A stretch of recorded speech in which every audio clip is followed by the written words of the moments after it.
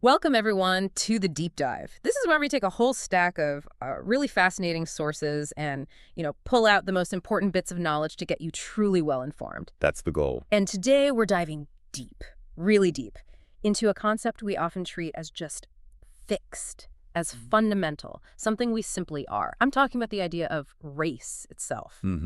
It feels so ingrained, doesn't it? Totally. And yet it's far more intricate and complex than most of us probably realize.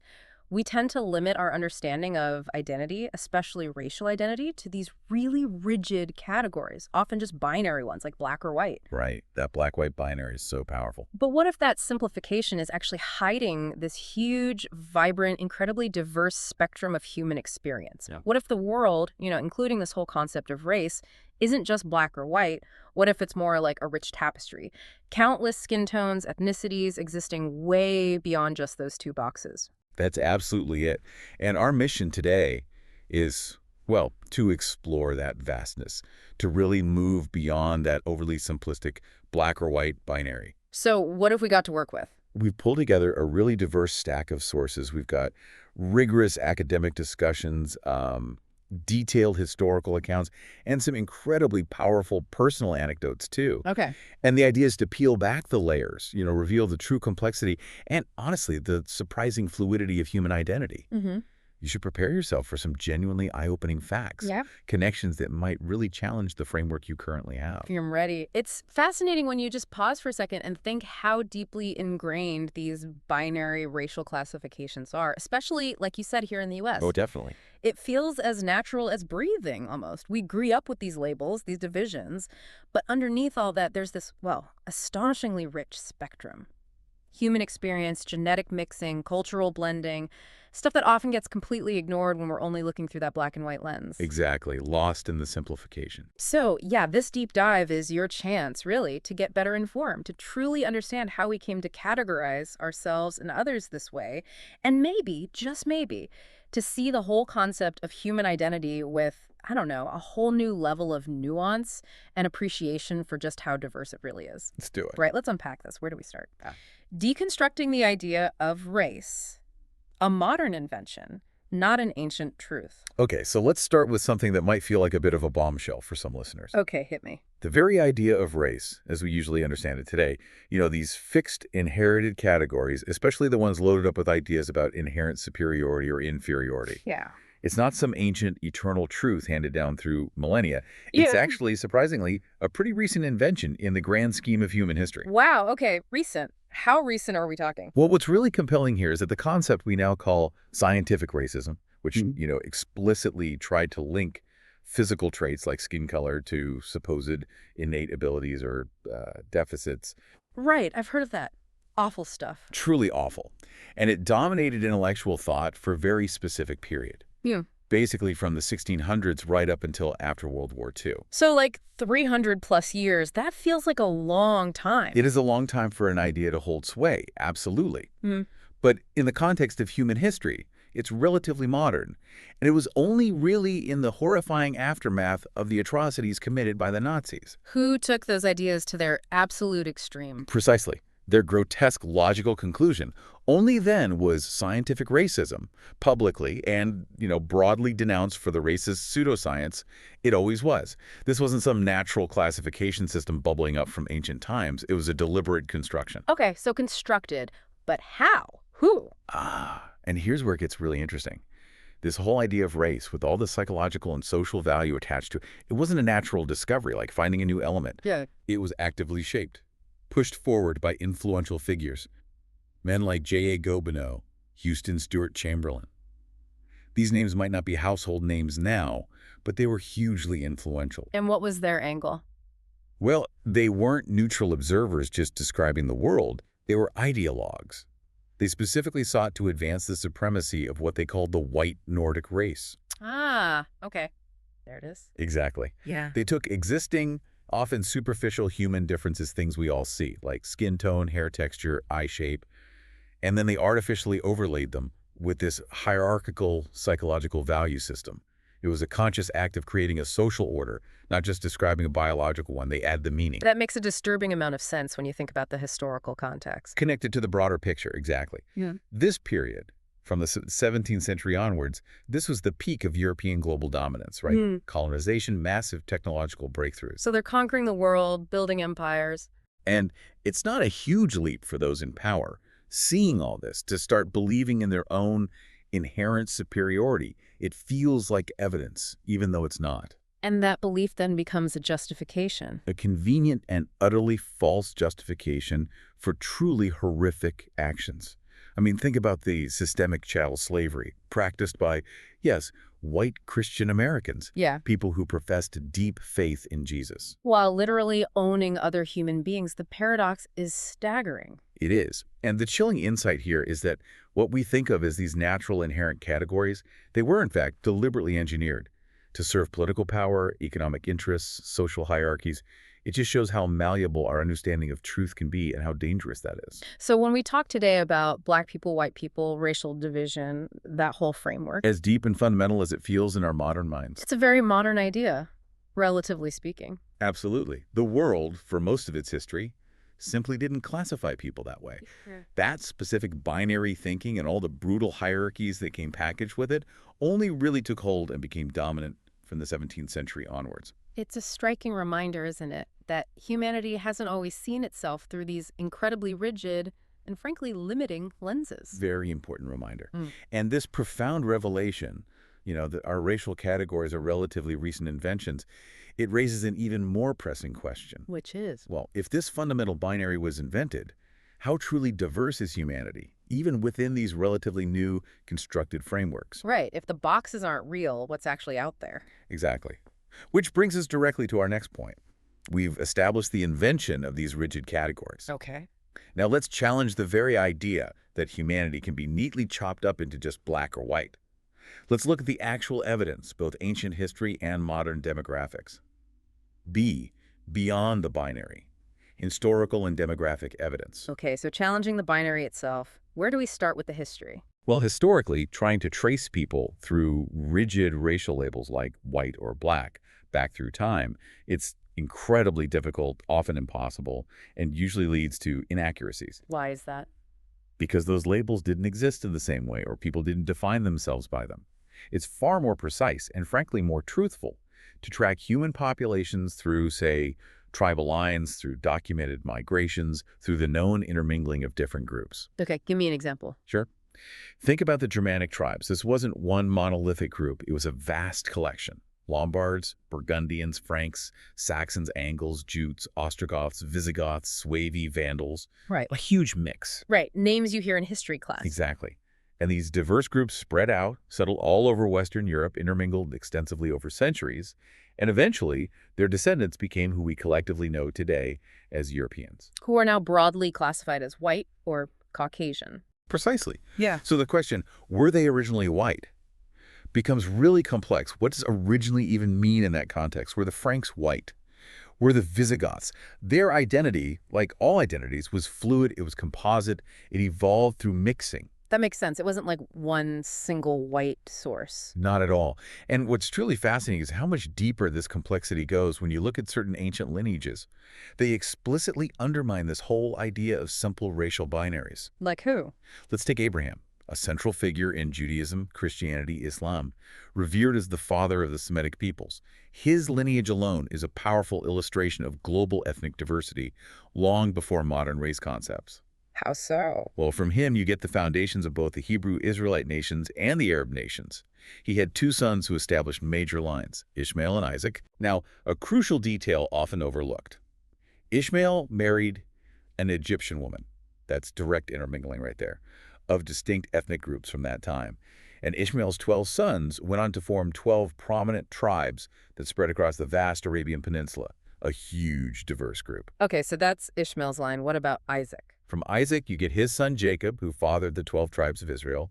And you also get Esau. Esau's other name was Edom, which literally means red. Red. Okay, I think I know where this is going. Right. There's this widely circulated but completely false teaching that because Esau's name meant red, and maybe he had reddish skin or hair, that he is the white man in biblical terms, linking him to a modern racial group. But that's not accurate. Not even close. Historical research, genetics, anthropology, it all easily disproves this simplistic and inaccurate claim. Look, Shem's descendants, and Abraham comes from Shem, were an incredibly diverse group. They included people of various skin tones, including numerous peoples we would today likely perceive as black. So this single ancient lineage shows. It shows how intertwined and varied human ancestry truly is, right from these foundational stories. It fundamentally undermines any notion of some simple, historically pure, separate white-black split. It's a story of constant intermixing from the very beginning. Wow. Okay, so that's ancient history challenging the binary. What about now? Modern demographics. Yeah, let's bring this historical fluidity right into the present day. The numbers, just the sheer statistics of the U.S. population powerfully illustrate this deep-seated diversity. Okay, lay some stats on me. The United States is an incredibly ethnically complex nation. Get this. There are an astonishing 37 distinct ancestry groups, each having more than 1 million members in the U.S. 37 groups with over 1 million people. That's a lot more than just black and white. Way more. So white Americans usually defined as those with ancestry from Europe, the Middle East, or North Africa. Yeah. They form the largest group, yeah. Currently about 57.8% of the population. Still the majority, but not overwhelmingly so. Exactly. Then you've got Hispanic and Latino Americans at 18.7%, African Americans at 12.1%, Asian Americans at 5.9%, and Native Americans at just 1%, though that's still about 3.7 million people. So when you add up those other groups... You see the overwhelming numerical reality. There are so many in-between groups, people of mixed heritage, diverse origins. It makes the idea of a simple black or white nation not just a historical misreading, but a current statistical fiction. The vast majority of people just don't fit neatly into those two narrow boxes. And globally, how does this look on a world scale? Stepping back for that global perspective, yeah, this is often surprising to people. Individuals identified as white actually constitute a global minority. Really? What's the number? Estimates put it at approximately 11% of the world's population, and that percentage is projected to continue declining. 11%? Wow. And indigenous peoples, sometimes broadly termed red in older problematic classifications, but referring to native populations worldwide, represent an even smaller global minority, less than 1%.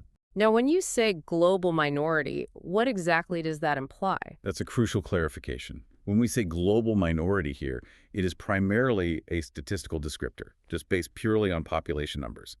It doesn't automatically imply social status or marginalization on a global scale, though, of course, we know those factors absolutely intersect in complex ways within specific countries or historical contexts. Right, it's just about the numbers. Exactly. But this numerical reality really underscores how narrow the white classification is on a global scale. It pushes back hard against any implicit notion of it being the human norm. So this whole historical and demographic overview, Yeah. it really paints a different picture. It sets a powerful stage, doesn't it? Mm-hmm. We've clearly seen how race is a modern construct, not some ancient truth, and how human populations have always been fluid, diverse, intermingled.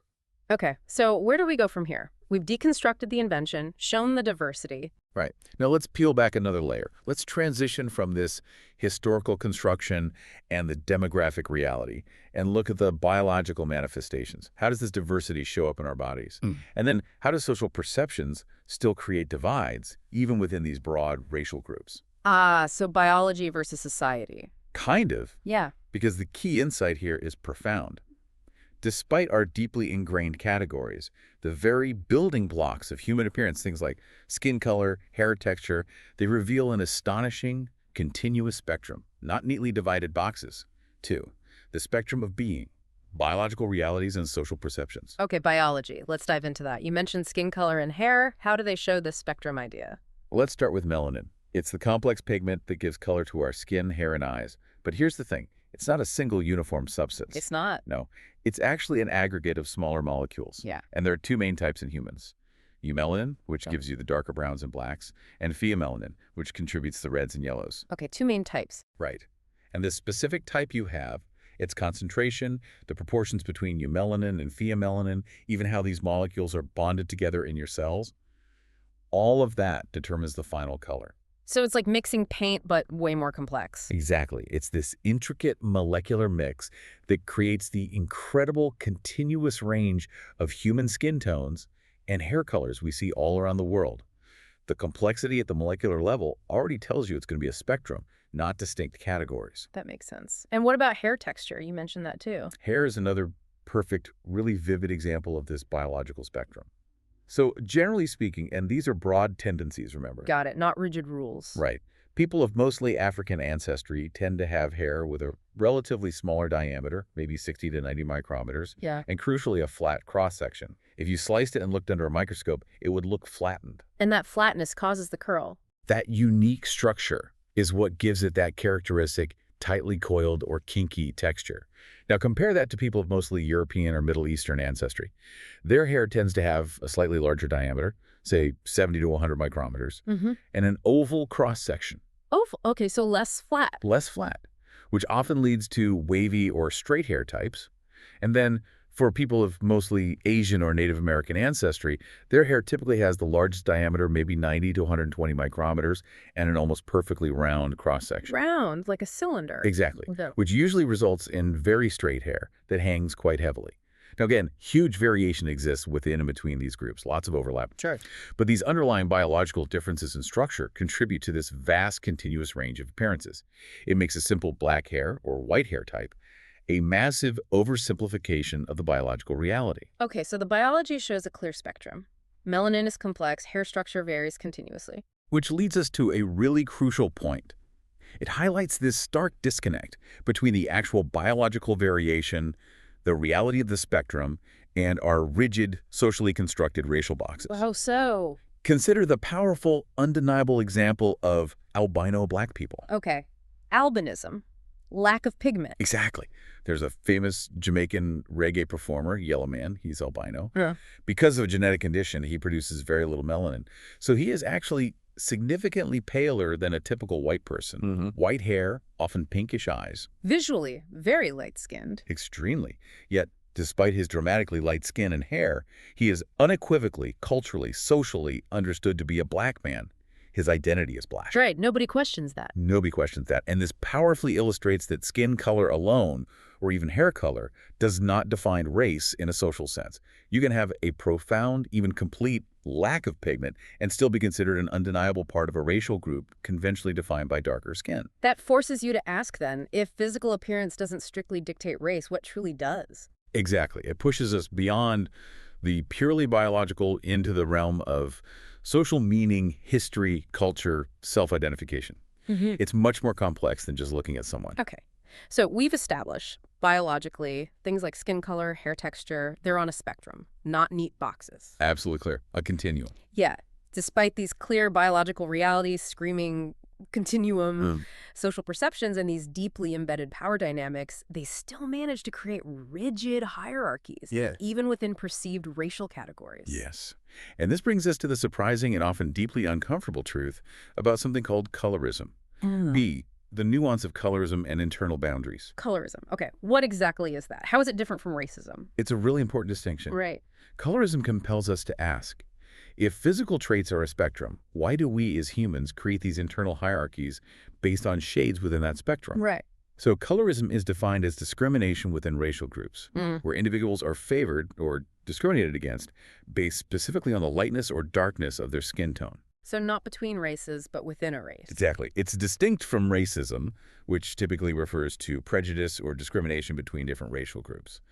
Colorism operates as a form of intraracial racism, if you like. Intraracial, within the race. Yes. And it functions on this insidious principle that lighter skin, and often along with it more Eurocentric features, are somehow preferred or given higher status within a non-white racial group. It sadly reflects and perpetuates the broader societal biases externally imposed. Can you give an example? Because that sounds hard to grasp, almost. There's a really stark, painful historical example.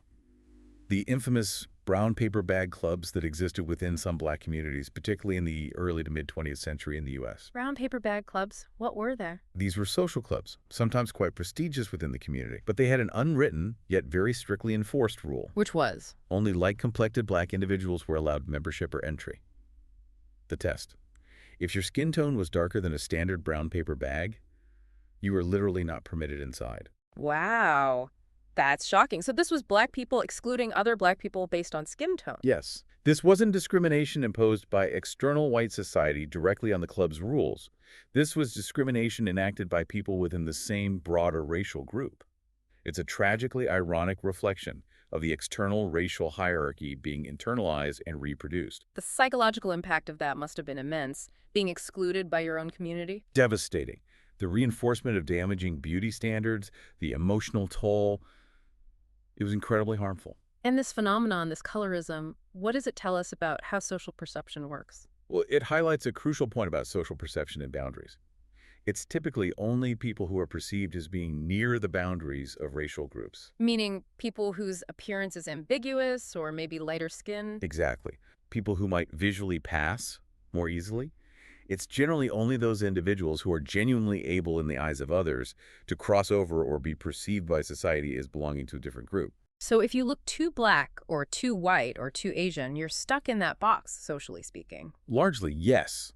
If your physical appearance or perceived heritage is considered too far from that boundary, that arbitrary socially constructed line, it becomes almost impossible for your identity to be socially reclassified by others, regardless of your personal choice or even your verifiable mixed ancestry.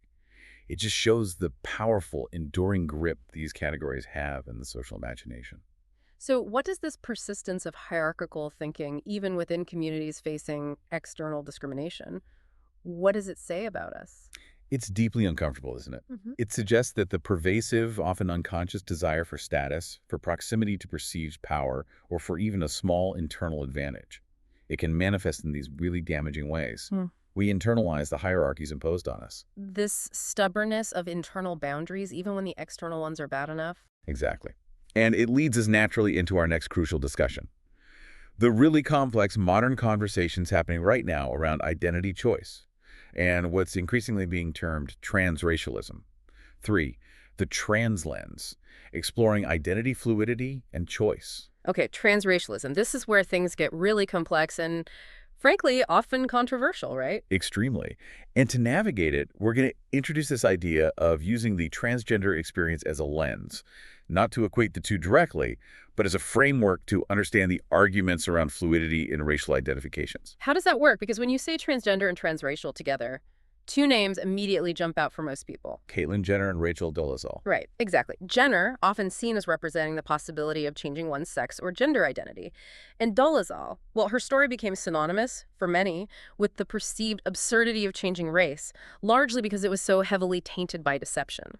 That element of deception is key to how her story was received. And it's important to stress, neither of these individual stories is really representative sociologically. Jenner's very conventional feminine presentation doesn't reflect the diverse experiences of all trans people. And Dolezal's story, being so tangled up in accusations of lying, made it incredibly difficult to have an impartial discussion about the underlying concepts. It sort of poisoned the well for the term transracial. In many ways, yes. What's fascinating is how the Dolezal affair dramatically wrenched transracial out of its original, much quieter context. It had an original context. Oh, yes. Before Dolezal hit the headlines, transracial almost exclusively referred to transracial adoption. Adopting a child of one race by parents of another race. It was a term used in social work and adoption studies for decades. Ah, okay. I didn't realize that. Her case forcefully brought that term into direct, often tense conversation with transgender.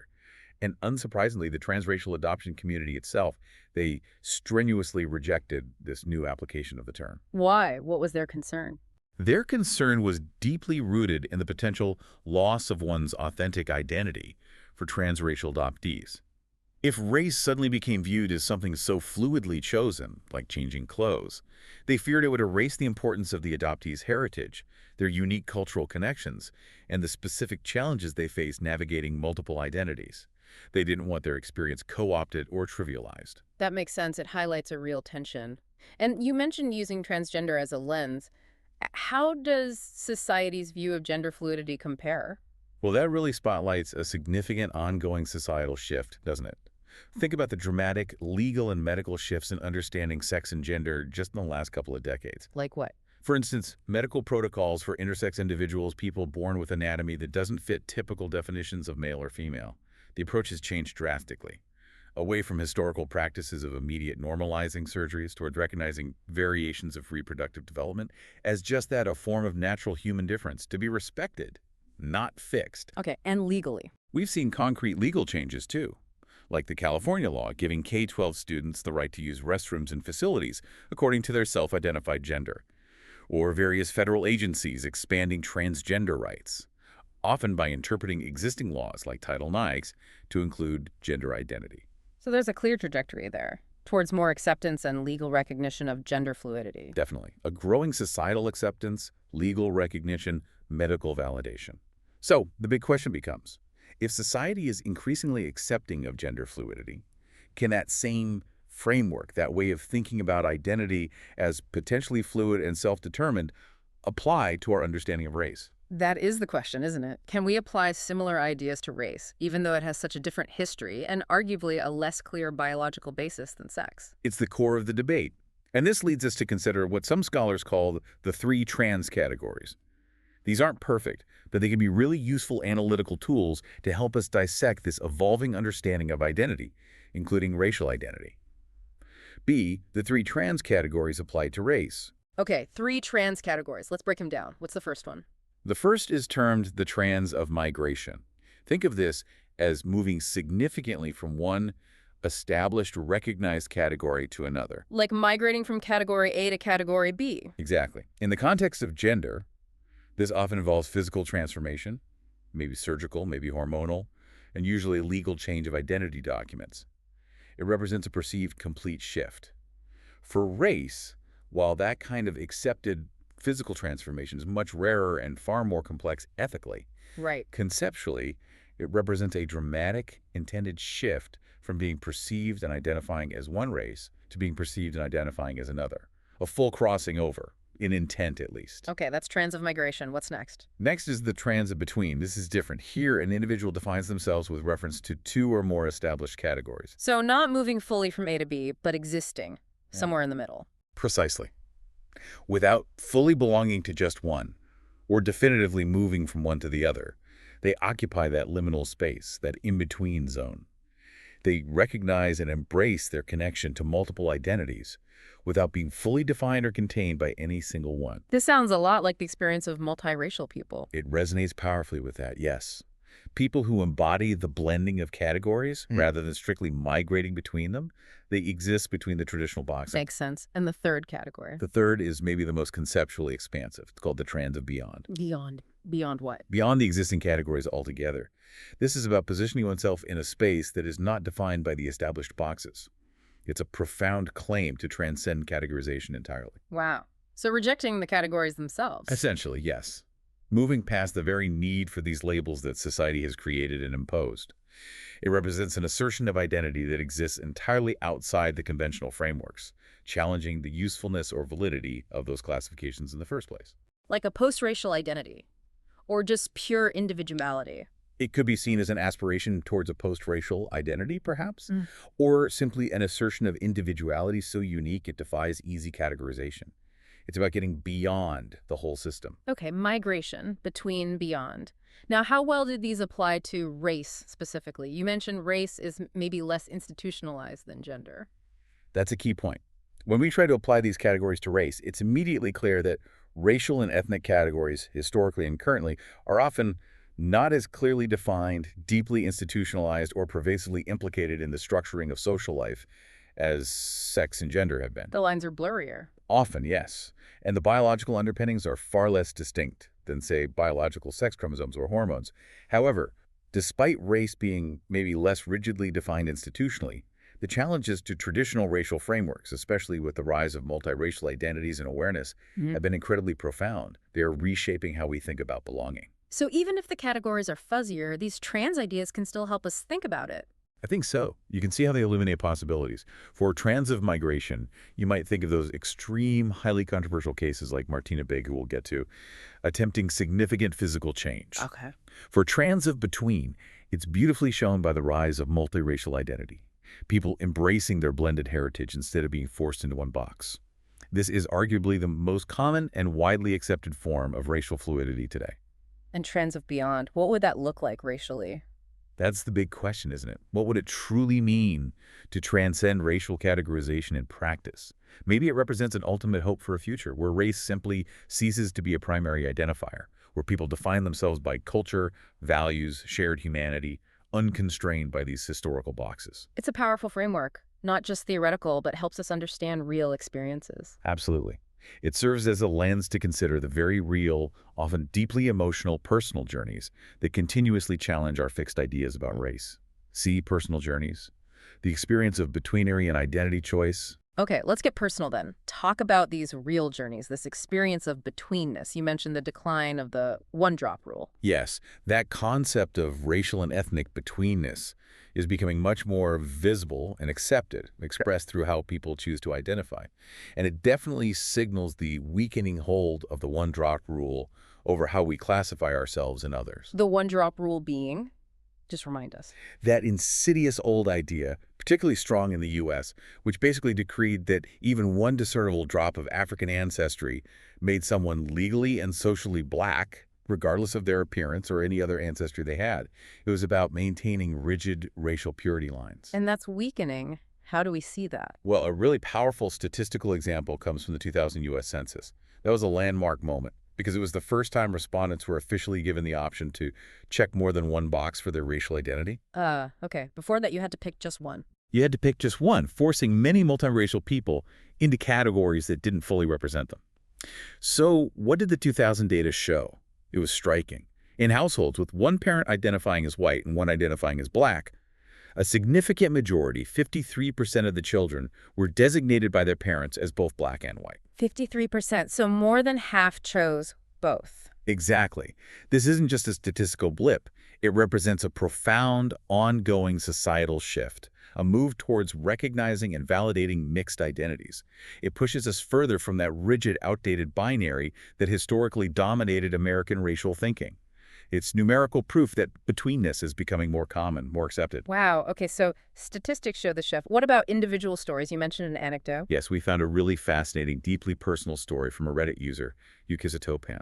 This person described feeling this lifelong, almost inexplicable deep connection to Japanese culture. Why Japanese culture specifically? It started young. Family members were involved in Japanese martial arts. They had meaningful friendships with people from Japan, became obsessed with Japanese robotics and tech, found real solace and inspiration there. But at the same time, they faced significant bullying at school for being perceived as ugly, which had a really deep emotional impact. That sounds tough. So how did this connect to identity? Well, eventually, they discovered a Japanese makeup artist on YouTube, started experimenting with that style of makeup, and noticed it suited them remarkably well. Then, after moving schools, they felt this intense urge to dye their hair pitch black. And then what happened? That's when something remarkable occurred. People started perceiving them differently. Strangers, new classmates, began assuming they were Chinese or Japanese. And for the first time, this person started to feel genuinely accepted, happy with their appearance. They felt seen in a way they hadn't before. That's powerful. Feeling accepted finally. Incredibly powerful.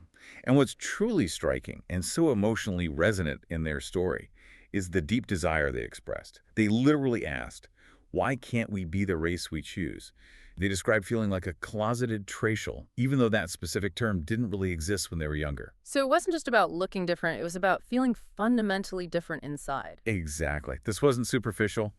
It was a deep personal struggle, a yearning for self-acceptance, for alignment between their inner feelings and their outer presentation. They said quite painfully, I'm not happy on how I am, and expressed this fervent wish to be their true self as much as I can.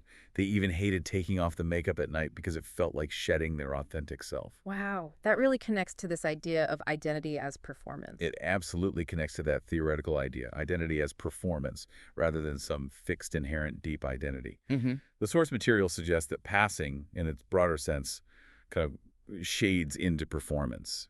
Everybody is passing as somebody. All identity is performative. Meaning we all construct our identities to some extent.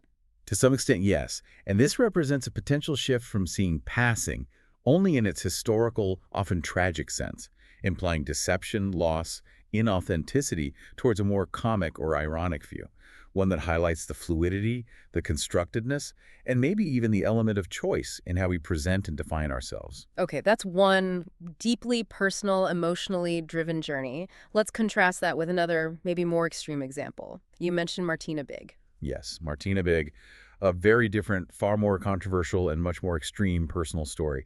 Martina is a white German woman who has undergone truly extensive, radical physical transformations Transformations, how? through medical procedures, including tanning injections, to significantly darken her skin color. She's also changed her hair color and texture and eye color, all in an effort to appear black. And she identifies as Black now. She does. She claims that after the procedures, her hair roots actually started growing black and nappy, which for her reinforced her belief in this transformation. She stated she experienced bad times as a white girl and feels it's important to stay strong in her new identity. And the transformation is Yeah, significant. extremely. Beyond the skin and hair, she also spent an incredible sum, reportedly $20,000, on breast implants that are so enormous they can weigh up to 20 kilograms, that's over 40 pounds, that they impact her ability to drive. She apparently needed a custom extended car just to fit behind the wheel. It shows an undeniable level of commitment to this physical alteration. Okay. This case obviously raises a ton of questions. A multitude of profound and challenging questions, absolutely.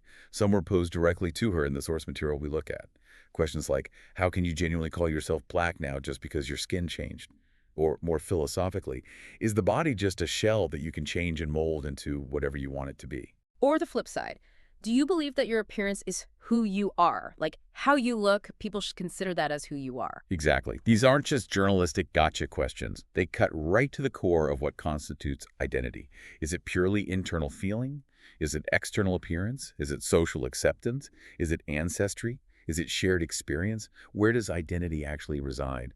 Her case forces us to confront those fundamental questions. And the societal reaction to her, compared to, say, Caitlyn Jenner or even the Reddit user, it's very different, isn't it? Starkly, almost jarringly different. And this is where the comparison becomes really revealing.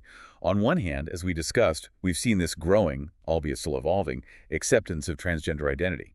The source material notes that gender voluntarism is hegemonic, meaning the idea of choosing or self-identifying one's gender is increasingly dominant, widely accepted, especially in progressive circles. And transgender claims are often framed as a civil rights issue, right? Yes, powerfully framed as a crucial civil rights issue, a fundamental response to historical and ongoing systemic oppression based on gender identity. However, racial voluntarism, the idea of choosing or changing one's race, particularly a white person seeking to identify as Black, like Martina Big, is frequently viewed with intense suspicion, even labeled heretical by some segments of the cultural left. Heretical, strong word. Why such a dramatic difference in acceptance? Why is choosing gender seen increasingly as valid, but choosing race seen as suspect or offensive? It often comes down to history, power, and the specific nature of racial oppression. Claims to choose or change racial identity, whether from the multiracial movement emphasizing choice or more controversial transracial claims like Dolezal's or Biggs, have often been heavily criticized for weakening and fragmenting the Black community. How? The concern is that it undermines the collective struggle for civil rights and racial justice. If racial identity becomes just a fluid, individual choice, especially for those coming from positions of privilege, could it dilute the collective power, the historical solidarity? That's seen as absolutely essential for fighting systemic racism. Racism, historically and presently, is experienced as a group-based oppression, so the argument goes that resistance also needs to be group-based. Individual choice might seem to undermine that collective fight. So it's seen as potentially undermining solidarity needed for racial justice. That's a core part of the criticism, yes. This stark contrast between the growing acceptance of gender fluidity and the widespread skepticism, even hostility, towards racial fluidity. It brings us right to this complex intersection. Individual identity versus collective historical experience versus broader societal power dynamics. It really shows how deeply entrenched our racial categories still are, despite the growing acceptance of other forms of identity choice. 4. Societal resistance, power dynamics, and the future of identity. This resistance, especially around race, it brings up this idea of betrayal, doesn't it? Depending on who is doing the transitioning or passing. Absolutely. There's a fascinating and often uncomfortable betrayal narrative that can emerge. Think about the historical pattern we touched on. After slavery, Black people who were light-skinned enough to pass as white. They were often kind of given a pass. Yes, often given a pass, certainly within the Black community, and sometimes tacitly by broader society. It was largely understood, or at least tolerated, as a survival mechanism, a pragmatic way to escape brutal oppression, get economic opportunities, find some safety in a deeply racist world. The betrayal wasn't seen as being primarily against the community, Yeah. but rather a forced choice imposed by racism itself. Okay. But that narrative changes. It shifts significantly when the reasons for passing change. The source material mentioned a specific example. A black writer, very pale, kept his hair cut close. He passed as white, not to escape immediate physical danger or poverty, but so he wouldn't be pigeonholed as just a black writer. He wanted his work judged on its own merits against everyone else. You wanted artistic freedom, basically. Exactly. But in his case, his passing was often viewed quite differently, as something suspect, almost a betrayal of his community. The comparison made was like poor people who abandon their poor relatives when they get rich.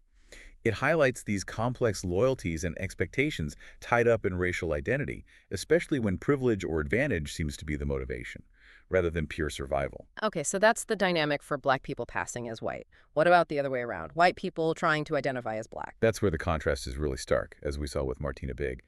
From a societal perspective, particularly looking through the lens of historical power structures, there seems to be less of a reason to do it. Less of a reason because. Because, as the philosopher Charles Mill so profoundly points out, race in this country is a vertical system.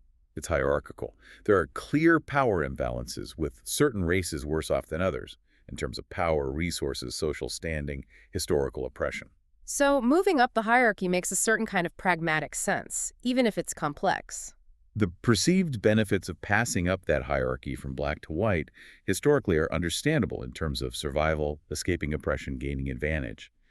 But attempting to go down the hierarchy, a white person trying to claim a marginalized black identity, that's often viewed with deep skepticism, even seen as appropriation, performance, or deep insensitivity. Why? Because it lacks that historical context of necessity, of escaping systemic oppression.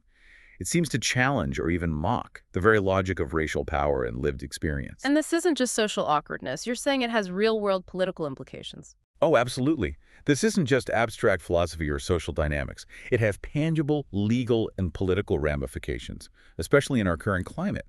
We saw this exemplified in a letter mentioned in the sources from the U.S. Department of Education's Office of Civil Rights, dated February 14th, from a Craig trainer. What did this letter say? It suggested that merely stating fundamental truths, things backed by overwhelming evidence like races are unequal in America due to historical and ongoing factors, or that the United States is built upon systemic and structural racism.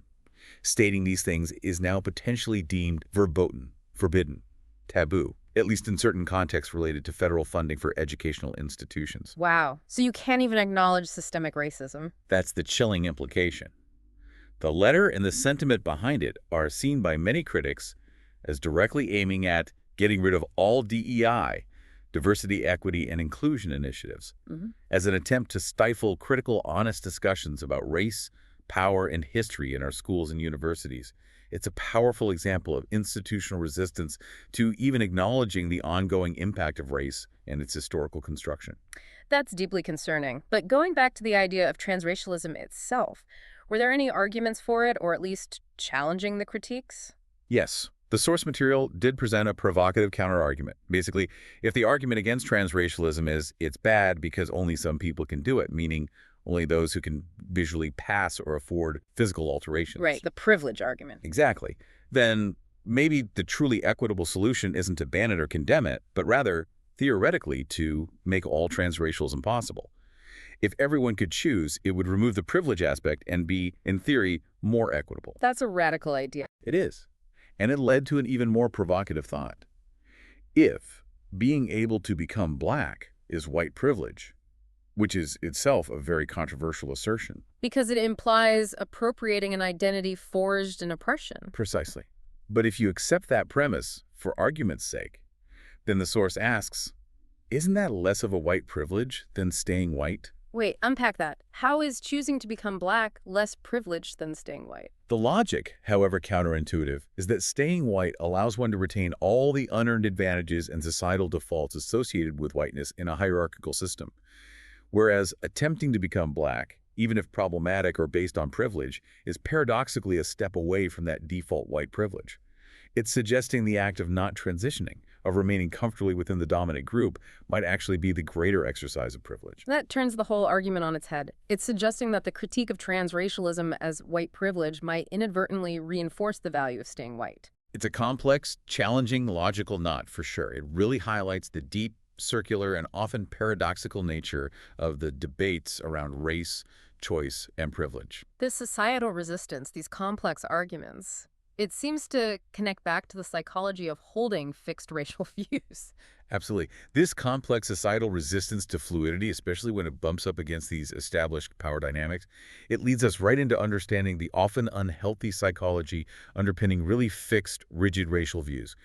B, the psychology of fixed racial views and conspiracy theories. Okay, the psychology behind rigid racial views, you described it earlier as a kind of sickness. Yes. The source material frames racism not just as a difference of opinion, not just a disagreement, but potentially as a mental and emotional sickness, rooted in profound emotional immaturity. That's a very strong diagnosis. Emotional immaturity, how so?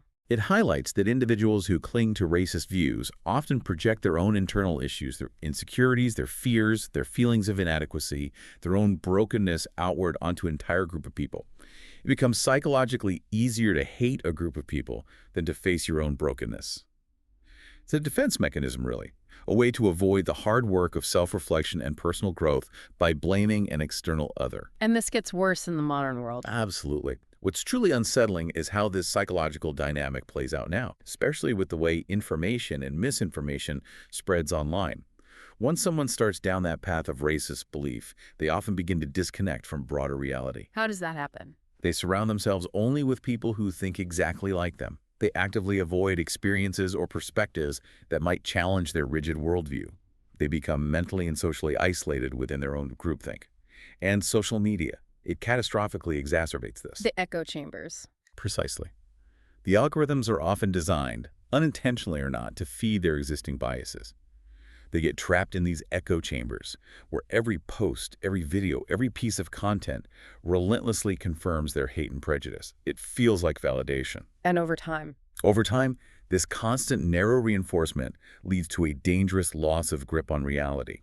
Factual evidence, diverse perspectives, basic empathy, they're all just dismissed or twisted to fit the narrative. This really underscores why tribalism destroys everything.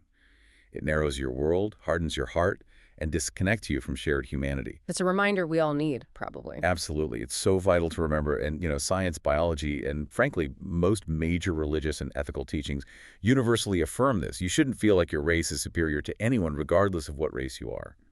The overwhelming evidence points to our shared humanity, our incredible biological similarities across groups, not inherent superiority of any one group. And when this loss of reality gets extreme, it leads to dangerous places. To extremely dangerous places. It can manifest in truly terrifying ways, leading directly to the creation and spread of violent conspiracy theories. A prime example discussed in the sources is the white genocide conspiracy theory. Right. Heard of that. What is it exactly? It's a dangerous, entirely false, and deeply racist premise. It asserts that there's an alleged ongoing deliberate genocide being committed against white Europeans. Deliberate by whom? The alleged perpetrators vary depending on the version, but often it's attributed to shadowy global elites, sometimes specifically Jewish people, or blamed on Islam, and almost always linked to non-white immigration. It's a completely baseless claim built on fear and hate. And it has real-world consequences. Horrific real-world consequences. It fuels violence. We saw this chillingly in tragedies like the 2022 Buffalo shooting. The shooter's manifesto explicitly blamed Jewish people and African Americans for this supposed white genocide. It was his stated motivation. And the Norway attacks, too. Yes. Anders Behring Breivik, the terrorist behind the 2011 Norway attacks, filled his extensive manifesto with mentions of this same alleged ongoing genocide against Europeans. It shows the global reach and the violent potential of this toxic idea. Is it connected to other theories, like the Great Replacement? Explicitly connected. It's part of the same family of dangerous xenophobic ideas, along with concepts like Eurabia. They all falsely claim that Muslim or non-white populations are systematically invading or replacing white European populations and cultures. What's the underlying psychology driving these theories? Why do people believe them? At its core, the source material suggests it stems from this deeply flawed, almost paranoid notion that white dominance is the only alternative to white subjugation. It's a twisted zero-sum logic. They feel that if white people aren't firmly in control, they will inevitably be oppressed or destroyed. This fabricated threat is then used to justify white supremacy as a defensive measure. Even though, as you said, white people are statistically a global minority. Exactly.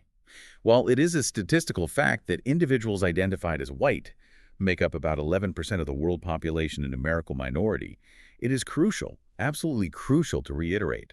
This numerical fact does not imply social vulnerability, loss of power, or a threat of subjugation, as the conspiracy theory falsely and dangerously claims. It's purely a statistical descriptor, completely twisted by the conspiracy to mean something sinister. It's a terrifying example of where fixed racial views detached from reality can lead. A terrifying example. It highlights the deep psychological, social, and ultimately violent underpinnings of these rigidly fixed racial views. It's not just about what people choose to believe, but why they believe it, and the profoundly dangerous consequences when those beliefs disconnect from reality and embrace hateful fictions. C. The coexistence of givenness and choice in identity. Okay, so we've really covered a lot of ground here, from race as a modern invention to the biological spectrum, the personal journeys, the societal resistance, the dangerous psychology of fixed views. Where does this leave us? What's the takeaway for the future of how we think about identity? Well, I think we've circled back to a really fascinating point, a kind of fundamental paradox that seems to be shaping our current understanding of identity. Paradox. Yeah, it's either the language of choice, autonomy, and self-fashioning. The idea that we can choose who we are, that doesn't simply displace the older language of givenness, essence, and nature when it comes to defining these big categorical identities like race or gender. So choice hasn't completely won out over the idea that some things are just inherent. Exactly. It's not that one has replaced the other. Instead, what we seem to be seeing is that subjectivist and objectivist accounts of identity coexist. Yeah. They live side by side. Subjectivist meaning based on personal feeling and choice. Objectivist meaning based on perceived external reality or biology. Right, and they're often in a dynamic tension, for sure, pulling against each other sometimes. But they aren't in a zero-sum game where one has to eliminate the other. In fact, they interact and even reinforce each other in some pretty surprising ways. How do they reinforce each other? That seems counterintuitive. Well, think about it. We see objectivist language, the language emphasizing givenness, inherent qualities being used not only to push back against what some see as unbridled subjectivity, to argue against purely individual identity claims that seems totally ungrounded. Okay. But also, quite intriguingly, that same language of givenness is sometimes used to ground and legitimize new forms of subjectivity and choice. Can you give an example? Sure. Consider the transgender experience again. Sometimes transgender identities are powerfully legitimized, both legally and socially, by framing them as given rather than chosen. The argument becomes, I didn't choose this. This is who I inherently am. This approach uses the language of objectivity and givenness to underscore the legitimacy, the realness of what might otherwise be seen as an unorthodox identity choice. It roots the subjective feeling in something perceived as immutable. Okay. Using givenness to validate choice. I see that. Does it work for race too? Similarly, yes, we can see this dynamic playing out with choices in ethno-racial identification. Those choices, like someone choosing to identify with a part of their heritage they didn't emphasize before, can be legitimized by appealing to objectively mixed ethno-racial or genetic ancestry. So instead of just saying, I feel connected to this group, someone might say, They might articulate it as, I choose to identify this way because my genetic tests or my documented family history objectively support this mixed identity. This gives me permission to embrace the full spectrum of my heritage. It creates this fascinating, powerful dance between what's seen as inherently given by birth or biology and what's consciously chosen through self-identification and affiliation. it bridges the gap somehow. Fluidity, but with roots. Exactly. It allows for fluidity while maintaining a sense of rootedness or objective grounding. So what does this interplay mean overall for the future? Well, this fascinating interaction means that the declining authority of ancestry over racial and ethnic classification. Which is happening because of more mixing, more awareness that the categories are constructed. Right. That decline hasn't just led to chaos or the complete erasure of categories. Instead, it has substantially enlarged the space for choice, for affiliation, and for radical self-transformation. More room to maneuver identity-wise. A lot more room. And this expansion of identity possibilities applies even to individuals who, maybe just a few decades ago, would have been unambiguously slapped with a single label, like black, based on that old, rigid one-drop rule. The lines aren't just blurring, they're becoming increasingly fluid, more permeable, and the possibilities for self-identification are expanding dramatically. Which ultimately allows us to embrace. Hopefully, to embrace the rich, diverse, complex human species that we actually are. far, far beyond a simplistic, inaccurate, and often harmful black and white lens. And that brings us to the end of our deep dive today Wow. into the fascinating, incredibly complex, and yeah, often challenging world of human identity. We've really tried to move far beyond that simplistic black or white binary. We covered a lot of ground. From the historical construction of race, that surprisingly modern invention, through the amazing biological variations that really celebrate human diversity, Right, the spectrum. to the nuanced complexities of personal identity choices and those powerful societal reactions, the resistance, but also the growing embrace of fluidity. And the big takeaway, I guess, is that race is just far from a simple concept. It encompasses this vast spectrum of experiences, definitions, partly influenced by what we might see as given through ancestry, but also profoundly shaped by what is consciously chosen by individuals. Both hand.